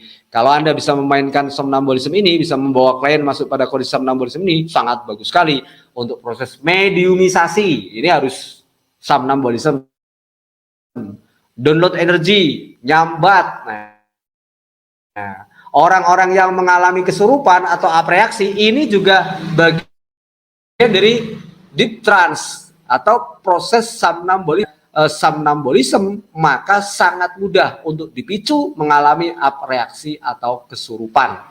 Atau sebaliknya, ketika Anda menghadapi klien Anda apreaksi atau kesurupan, berarti dia sudah masuk kepada trans yang dalam. Nggak perlu Anda hipnosis lagi dari awal. Langsung Anda lanjutkan, langsung Anda lanjutkan saja pada sugesti. Kenapa? Karena berarti dia sudah sugestif, dia sudah imajinatif, dia sudah mengalami fase katarsis, dia sudah berada dalam kondisi somnambulism, maka sampailah dia pada apreaksi atau kesurupan.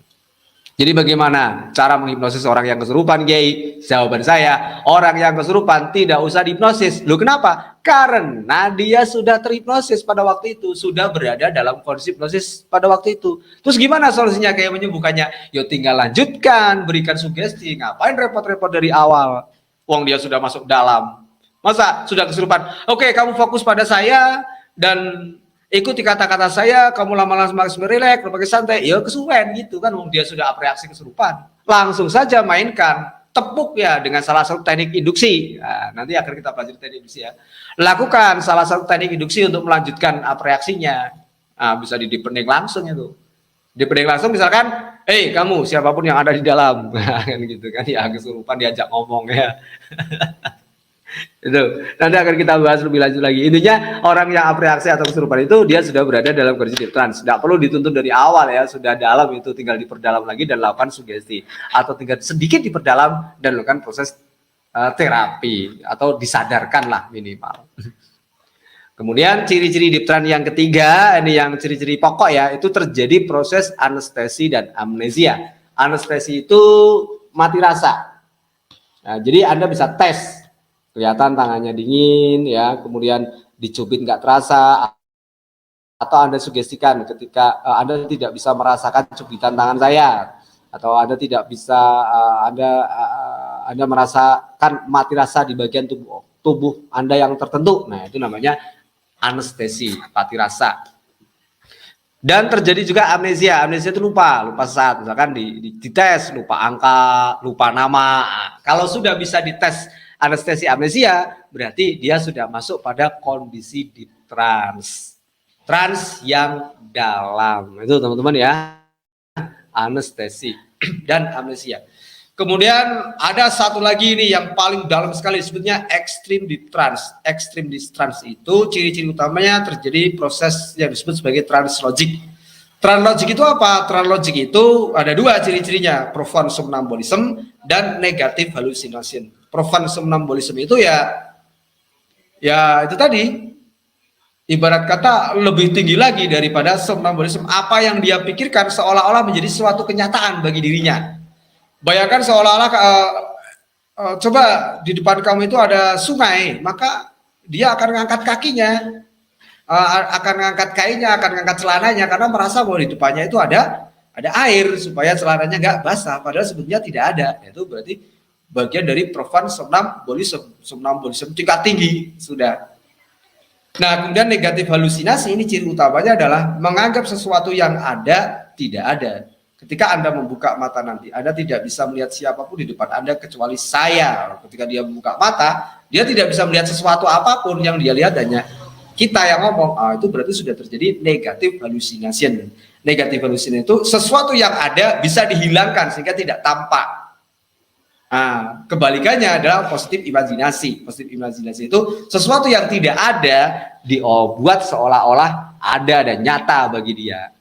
Oh, di depan kamu itu ada ular, atau apa yang kamu pegang itu adalah ular, padahal itu adalah sorban. Ya sudah, dia ketakutan seperti megang ular. Nah, itu berarti sesuatu yang disebut profound somnambulism. Nah, karena ada bendanya ya. Dan positif halusinasi atau positif imajinasi itu bayangkan di depan kamu seolah-olah kamu sedang bertemu dengan ibumu. Kemudian dia seolah-olah bertemu dengan ibunya atau seolah-olah bertemu dengan pacarnya, dipeluk, di apa. Nah, itu berarti positif imajinasi. Sebaliknya negatif halusinasi, sesuatu yang di depan ada dibuat tanpa tidak ada. Itu ciri utamanya. Jadi berkaitan dengan metodologi pikiran, hipnosis adalah bagaimana membayar critical area sehingga gagasan saran masukan sadar suyet. Nah, ketika sebuah gagasan ide itu bisa masuk, bisa diberikan, tadi kan ada when, kapan, waktu yang tepat memberikan saran masukan sugesti atau melakukan terapi, yaitu kapan waktunya? Ya, pada saat minimal seseorang masuk pada kondisi medium trans. Kalau di hipnoidal belum, kalau di elektron belum efektif. When, kapan waktu yang tepat? Minimal ketika seorang sudah berada dalam medium trans.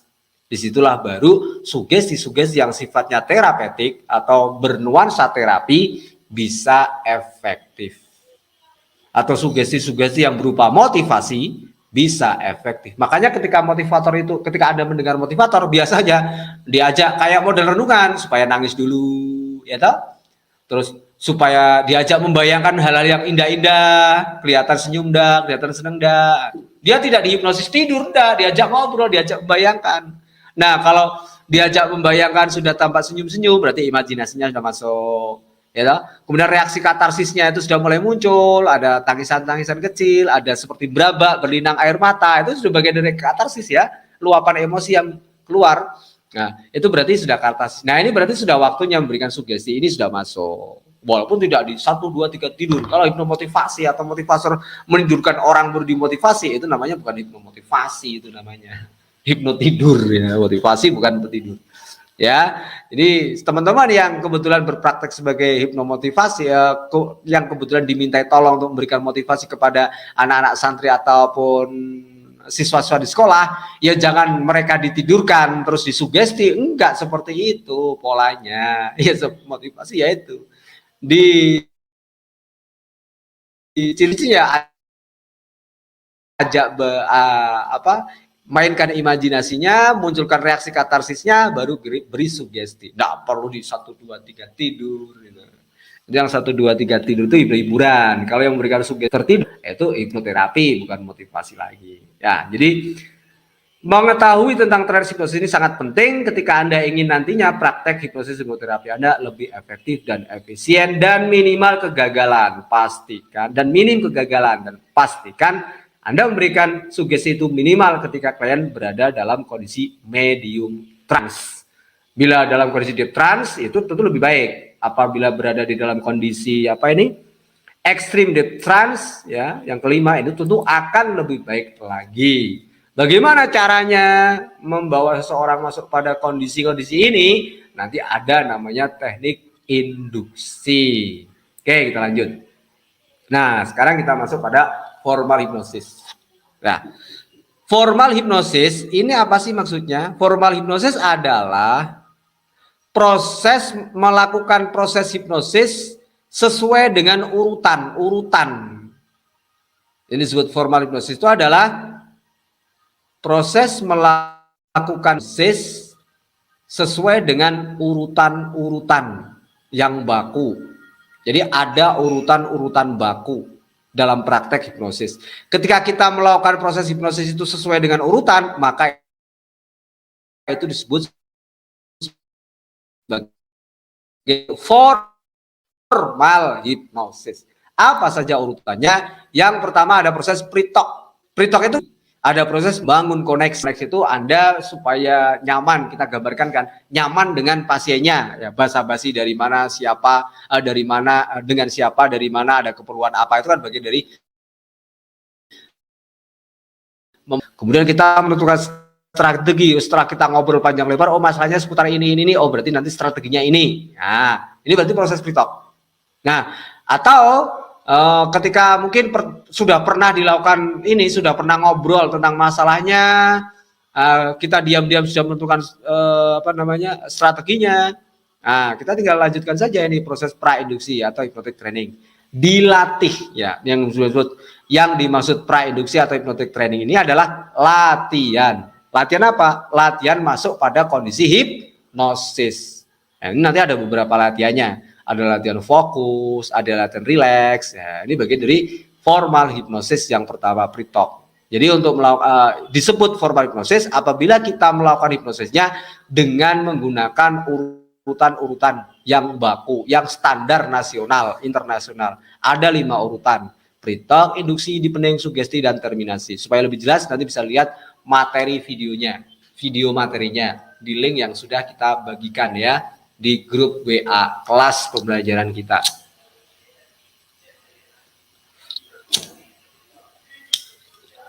Kemudian yang kedua, urutan yang kedua dari formal hipnosis adalah proses induksi. Ini tadi bagaimana cara membypass critical area seseorang, namanya tekniknya induksi.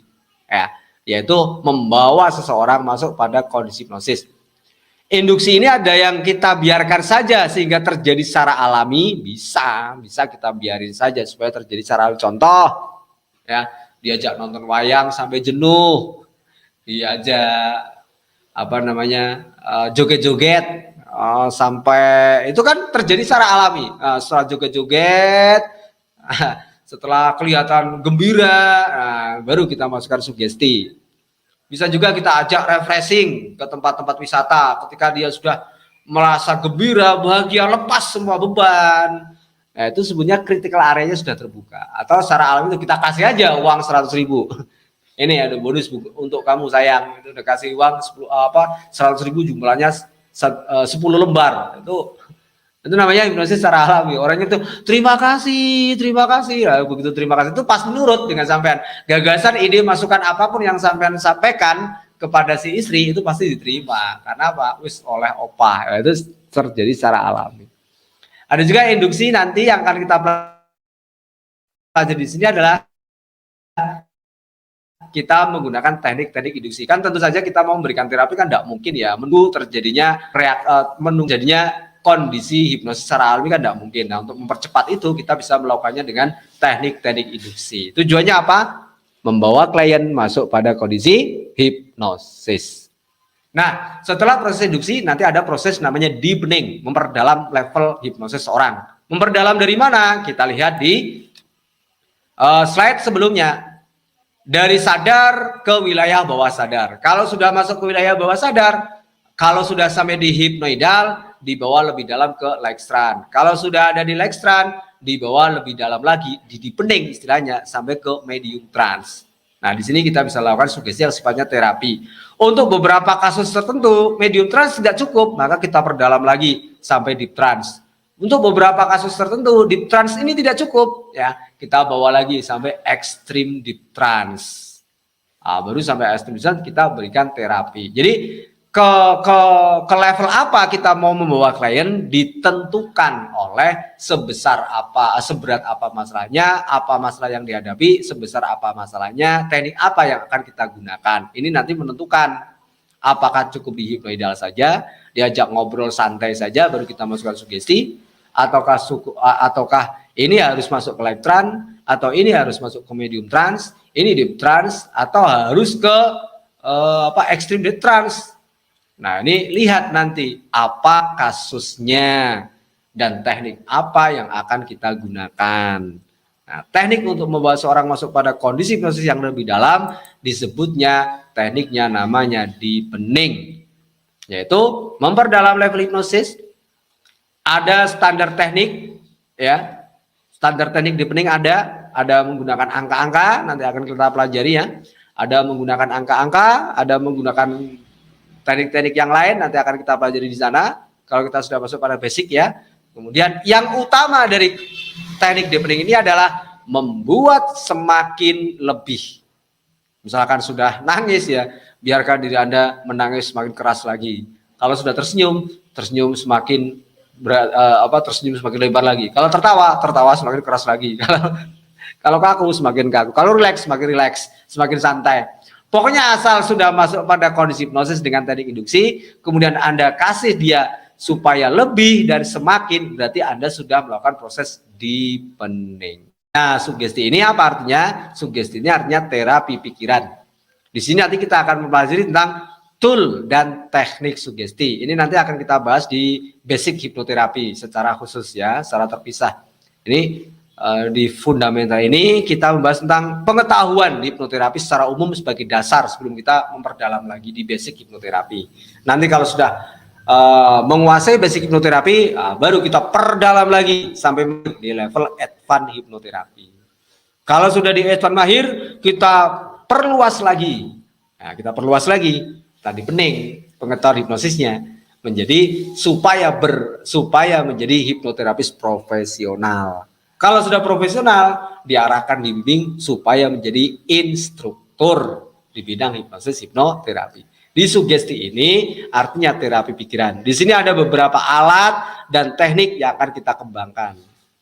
Di level basic ada 1 alat 3 teknik. Nah, di level advance kita nambah 1 alat dan berapa itu? 9 teknik tambahan yang lain. Nah, di level basic ini nanti kita akan belajar 1 alat terapi dan 3 teknik terapi. Sugesti bisa berupa verbal atau non-verbal. Verbal itu kata-kata. Kata-kata ya. Non-verbal itu sugesti yang tidak bersifat kata berupa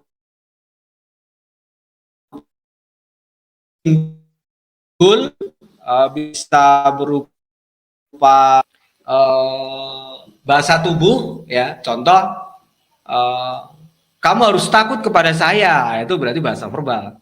Nah, non verbalnya bagaimana? Anda kepalkan tangan, arahkan ke orang itu, maka orang itu sudah greges, takut atau merasa tertantang. Itu sebenarnya Anda sedang memberikan sugesti non verbal. Itu sugesti-sugesti yang tidak dengan kata-kata. Nanti akan kita bahas. Pada nantinya nanti Anda akan paham dengan sendirinya itu apa yang dimaksud sugesti verbal dan sugesti non verbal. Intinya verbal itu dengan kata-kata, non verbal selain dengan kata-kata, tapi memberikan efek. Disugesti dengan uang, nah itu juga berarti bukan dengan kata-kata. Sugesti ada yang sifatnya direct dan indirect. Direct itu langsung, indirect itu tidak langsung. Maksudnya langsung itu bagaimana? Langsung berupa perintah. Ya. Dalam hitungan ketiga nanti Anda tidur.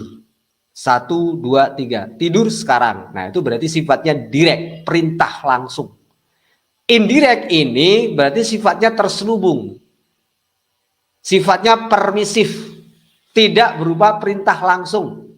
Misalkan sebentar lagi saya akan menghitung 1 sampai 3. Tepat di hitungan ketiga nanti, cobalah untuk merasakan bagaimana mata Anda terasa semakin berat. Sebenarnya kan sama saja, 1, 2, 3 Anda menutup mata, tetapi perintah menutup matanya diganti dengan mata Anda terasa semakin lama semakin berat. Dan semakin berat, sehingga pelan tapi pasti mata Anda secara alami tertutup semakin rapat dan semakin rapat. Sifatnya bahasa permisif, permisi. Atau misalkan kalau dalam bahasa sehari-hari misalkan kita minta tolong kepada istri, misalkan, Bu, bikinkan kopi. Nah, itu berarti sifatnya sugesti yang sifatnya direct. Kalau sifatnya indirect itu misalkan begini, kita lagi nonton TV santai-santai, lihat iklan kopi, terus kita ngomong, segernya kopi. Nah, kemudian istri kita merasa tergugah perasaannya, wah, tiba-tiba kopi datang. Nah, itu sebetulnya kita berarti sedang memberikan sugesti yang sifatnya indirect sugesti, sugesti terselubung. Mau minta Bu bikin kopi, tapi diganti dengan kata-kata, wah nonton televisi gini, nonton sinetron gini, sambil ngopi kayaknya enak. Nah, kemudian istri kita ya datang ke ke dapur, keluar sudah membawakan kopi. Itu berarti sugesti Anda masuk. Nah, langkah formal yang kelima adalah terminasi. Terminasi itu artinya membangunkan klien dari kondisi hipnosis. Jadi setelah proses sugesti selesai, proses terapi selesai, kita lakukan proses yang terakhir yaitu terminasi. Klien dibawa kembali dari kondisi hipnosis untuk kembali kepada kondisi pikiran sadarnya yang aktif dengan tetap menyimpan program-program sugesti positif yang sudah kita berikan. Teknik terminasi itu bisa terjadi secara alami, artinya bagi Anda yang menghipnosis seseorang, oke, saya lupa tidak melakukan proses di bening, apakah bisa bangun sendiri? Bisa, tidur aja bisa bangun sendiri kok, apalagi cuma di hipnosis. Cuma kalau dia masuk kepada profound somnambulism atau tadi berada di level ultra deep trance atau ekstrim deep trance, ini memang agak susah kalau tidak dipandu seperti orang yang mati suri. Nah, itu orang-orang yang mati suri itu kalau tidak dipandu untuk kembali pada kesadaran penuhnya, ini agak kesulitan bagi dia untuk kembali pada kesadaran penuhnya. Kalau di hipnosis itu biasa saja, kemudian lupa nggak di bening, artinya nggak sampai masuk ke ultra deep trance, itu bisa bangun sendiri secara alami. Bagaimana melakukan proses di bening? Nah, bagaimana melakukan proses terminasi? Terminasi itu adalah kebalikan dari di bening. Kalau di bening itu dibuat semakin dalam, semakin dalam, semakin dalam. Kalau terminasi berat semakin ringan, semakin naik, semakin naik, semakin naik, semakin naik ke atas sampai sadar penuh. Caranya bagaimana? Bisa dengan program waktu, program situasi, dan program kondisi. Program waktu itu misalkan Anda nanti akan bangun secara otomatis 5 menit kemudian. Kondisi atau situasi, Anda akan bangun secara otomatis ketika Anda sudah merasakan tubuh Anda segar dan bugar. Maka saat itulah Anda dapat kembali pada kesadaran penuh Anda secara otomatis. Itu contohnya terminasi menggunakan situasi dan kondisi. Adapun yang umum biasanya dengan pola hitungan. Sebentar lagi saya akan membawa Anda kembali pada kesadaran penuh Anda. Saya akan menghitung dari angka 1 sampai 5. Tepat di angka kelima nanti, silahkan Anda bangun dan kembali pada kesadaran penuh Anda. 1. Misalkan rileks, santai. Biarkan otot-otot tubuh Anda kembali normal seperti sedia kala. 2. Rasakan nafas Anda kembali segar dan nyaman, bahkan jauh lebih segar dari sebelumnya. 3. Sekarang Anda sudah bisa merasakan situasi dan kondisi di mana Anda berada sekarang. 2. Pelan-pelan Anda gerakkan jari tangan, jari kaki Anda, pelan-pelan kembali kepada kesadaran penuh. Dan 1. Buka mata Anda dalam kondisi segar dan bugar. Nah, itu terminasi yang umum seperti itu.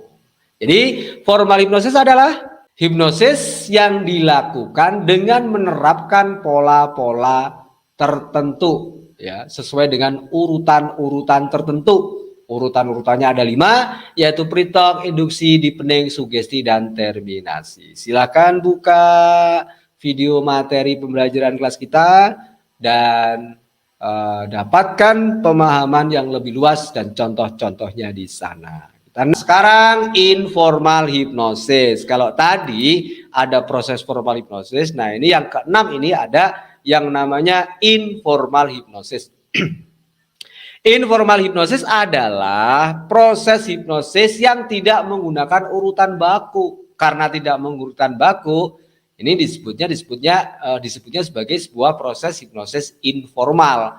Yaitu cirinya apa? Tanpa urutan formal, nggak ada proses pre-talknya, nggak ada induksinya, nggak ada kapan timing yang tepat untuk memberikan sugesti, nggak ada. Pokoknya intinya merayu, membuat orang terpesona supaya nurut. Nah, itu bagian dari contoh informal hipnosis.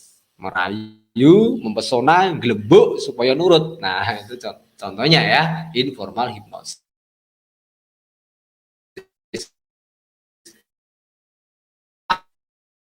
Ada teori, ada urutan kalau tidak sengaja, otodidak dan tidak beraturan. Ya karena sama-sama tidak mengerti.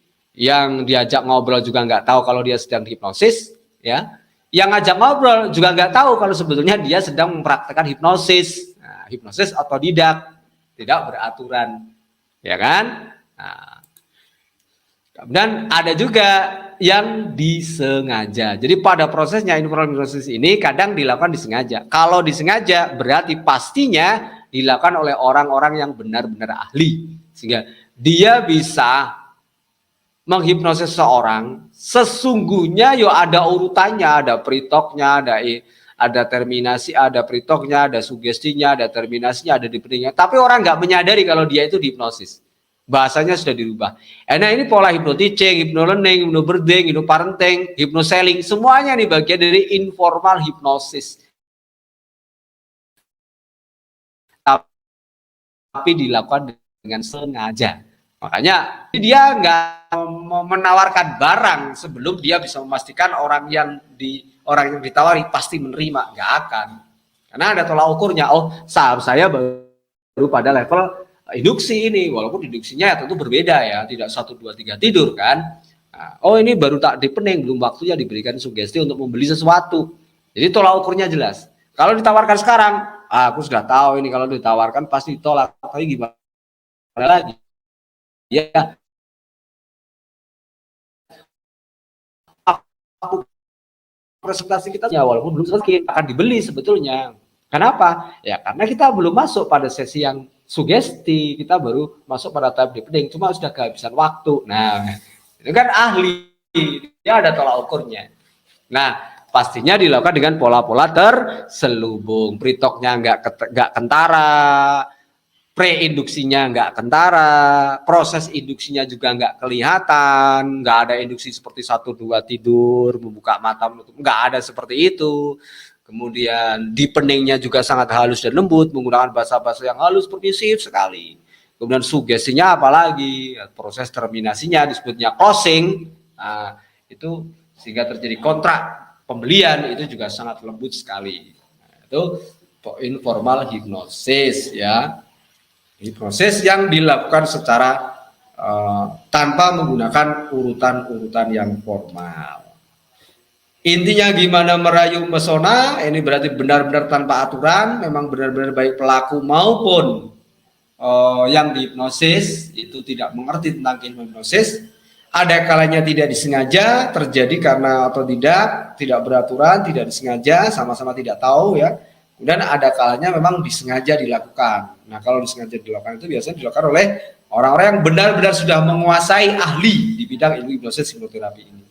Dan penerapannya, contohnya tadi hipnobirthing, hipnoselling ya. Ini semua menggunakan pola-pola informal hipnosis. Jadi urutan-urutan formalnya ada, tapi terselubung dan sangat halus sekali. Kalau sama-sama bukan ahli, nggak ngerti bahwa sebetulnya si penjual ini sedang menerapkan ilmu hipnosellingnya. Oke, kita masuk kepada slide yang ke-7, basic hipnoterapi. Nah, ini rangkaian dari fundamental hipnosis pada malam hari ini, sampailah kita pada pengetahuan tentang basic hipnoterapi. Basic hipnoterapi itu apa sih? Basic hipnoterapi itu adalah bagaimana kita mengaplikasikan pengetahuan fundamental hipnosis kita untuk mulai memberikan terapi pada kasus-kasus yang sederhana bagi klien kita. Jadi intinya bagaimana kita melakukan hipnoterapi sederhana. Sama akhirnya karena basic hipnoterapi itu bagian dari formal hipnosis, maka urutannya pun harus sama, yaitu ada proses pre-talk. Di sini di basic hipnoterapi pre-talknya udah langsung kita setting bagaimana melakukan proses prainduksi atau hypnotic training. Pre-talknya ini fokusnya ke sini, ke hypnotic training. Bagaimana hypnotic training nanti akan kita jelaskan di sesi berikutnya. Kemudian langkah berikutnya yaitu pre-talk. Ya, pre-talk. Induksi ya, dari pre-talk kemudian induksi. Langkah yang kedua induksi. Di induksi ini karena ini memang tujuannya untuk hipnoterapi, maka kita menerapkan teknik-teknik induksi. Teknik-teknik induksi akan kita kaji berikutnya nanti. Jadi pre-talknya sudah langsung kita fokus pada hypnotic training, induksi kita sudah langsung memilih nanti, oh kita langsung akan mempelajari tentang teknik-teknik induksi, menetapkan teknik induksinya ini. Kemudian deepening itu standar deepeningnya, oh kita nanti cara deepeningnya pakai menggunakan ini. Kemudian sugesti, terapi pikiran, tool dan tekniknya juga sudah kita tentukan. Terminasi, teknik terminasi sudah kita rencanakan. Kalau sudah deal seperti itu, baru kita masuk pada sesi basic hipnoterapi itu sendiri. Klien diajak hypnotic training, kemudian masuk kepada tahap induksi, kemudian lakukan deepening, kemudian lakukan sugesti, terapi pikiran, tool tekniknya terserah Anda, nanti tinggal pilih ya. Sesuai kebutuhan tentunya. Setelah selesai itu kemudian determinasi.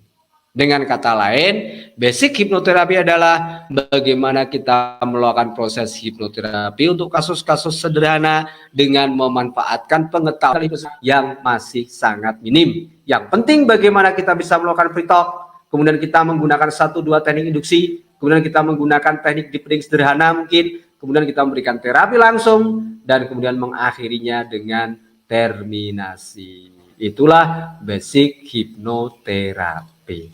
Demikian teman-teman semua kajian live kita yang perdana, dan alhamdulillah sudah selesai. Insya Allah untuk kajian selanjutnya tentang basic hipnoterapi